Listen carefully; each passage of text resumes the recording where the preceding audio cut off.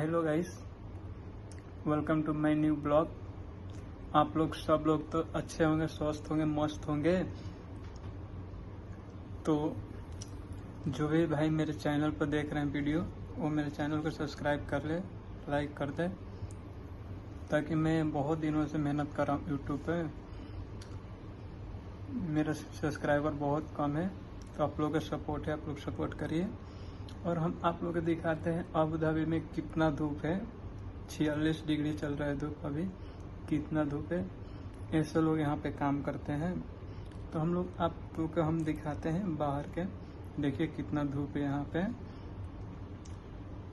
तुमसे मिलकर ये जाना है, होता क्यों दिल ये दीवाना है, तय कर लिया तुम्हें पाना है, क्या प्यार है।